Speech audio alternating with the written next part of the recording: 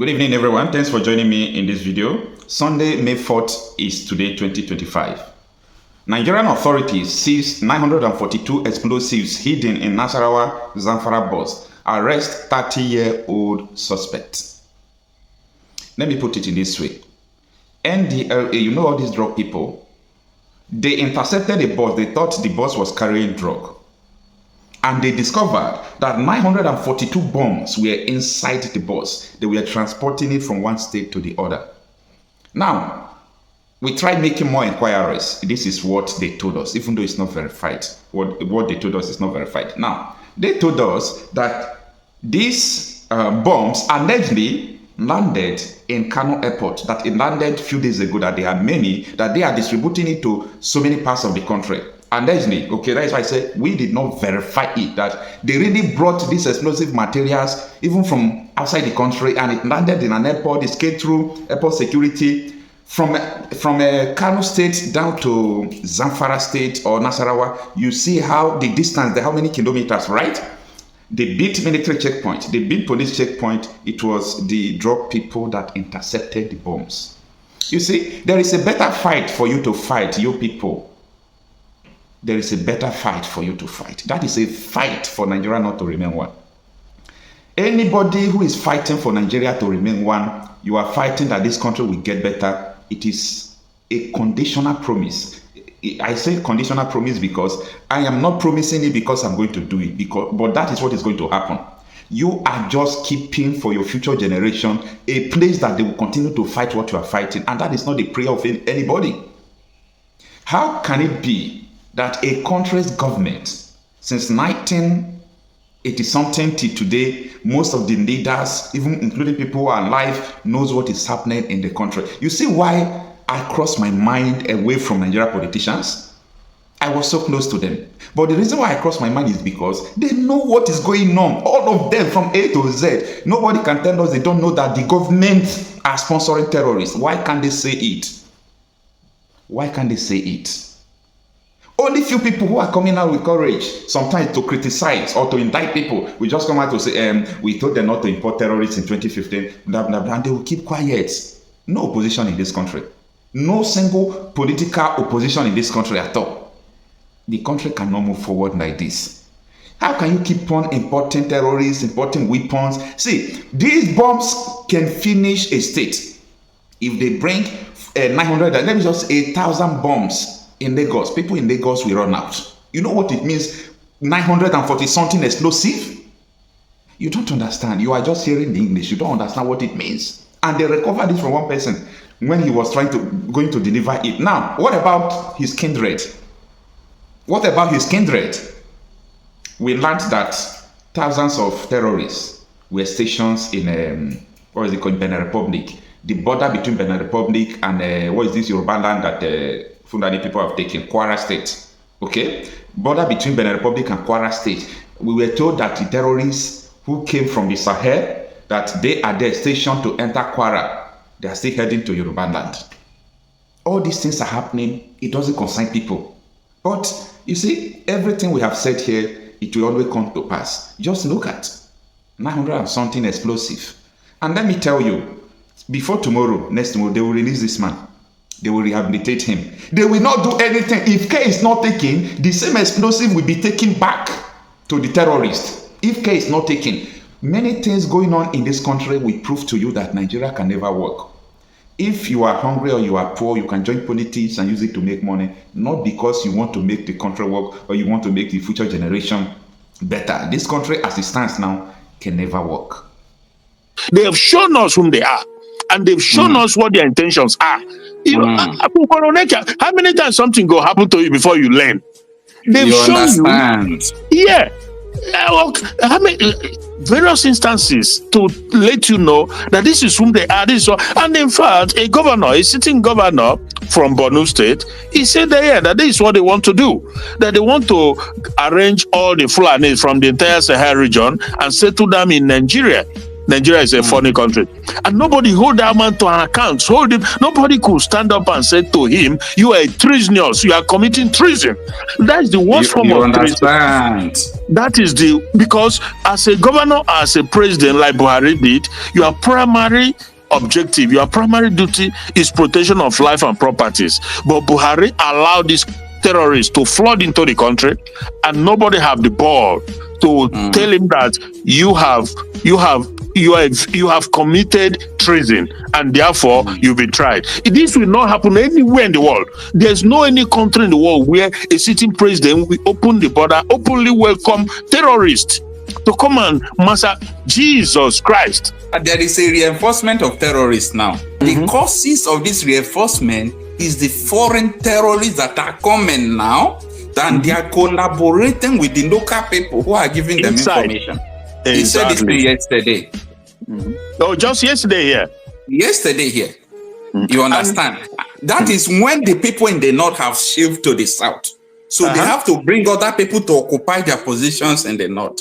So this is just like, it doesn't make sense if people are saying all these things, but we are just seeing it. The reality is on ground. Okocha is not by accident. It's well planned. These things are well orchestrated. Jesus, it's orchestrated. The problem with southern politicians, southeast, south, whatever, but particularly these two, southeast and southwest. Southwest have their own peculiar issue, which I will talk about if time permit. But southeast and south, the old eastern region, the likes of the good Lord Jonathan and the rest, they know these things. They know the truth. All of them, the politicians, Jonathan, they all know. But because they have sold their conscience to political position and the wealth which they've acquired, which has enabled them and their immediate families to live like heaven on earth, they are blindsided by the truth. They know, the good Lord, they all know these things. That it's not accident what is happening. It was well planned and organized, So they are doing these things to come in, and there is just one objective. Just one objective. Of everything happening in Nigeria is leading towards one objective, and that one objective is to Islamization of Kule Olawumi Kule. He told you this thing. So the high level of poverty that was deliberately imposed on Nigerians is not accident also. So everything they come in different ways, different form: political, terrorism, military, poverty, economic destruction. They are all working towards one direction. None of them, but the northern, these Muslims, the Fulanis in the north, they are championing it, because that is what they said it. They've just told you. So this is why I'm wondering that if somebody tell you who he be, why you gonna doubt him again? They came out to you don't need to doubt him. Exactly. They come out to tell you that this is what they want to do. That they want to integrate all the scattered, marauding Fulanis in Nigeria. That they are in Biafra. They see themselves as Biafran. They see themselves. So why are people acting as if they don't know? Now,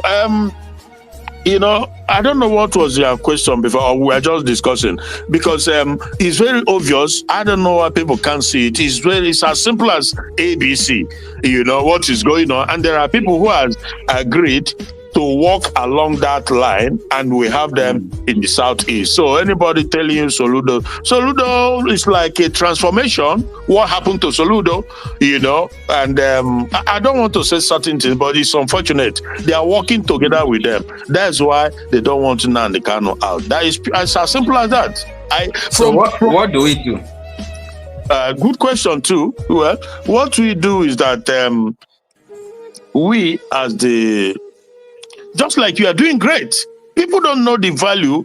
You can't even quantify what you are doing, Okocha. Now, many of us are doing something in our various capacities, and because we live in a different world now. You don't know who is watching. You don't know who is listening. The whole world have ears and eyes now. Entire world. Things are happening. So what do? We keep doing what we are doing, and even as they try to infiltrate, using our political people who they impose on us as political leaders to tie our hand. Because when they kidnap Nnamdi, their intention is to tie our hand so that we can't fight back. When they go after someone Ekpa, the intention is to tie our hand using their master planner. You know who I'm referring to. Now, but again, because I believe undoubtedly that our cause is just, because we just want to live in peace, be able to live our life. We don't want somebody coming to take over our land, send us to IDP camp, and our people remain in IDP camp. IDP camp becomes their home. Year in, year out, they begin to.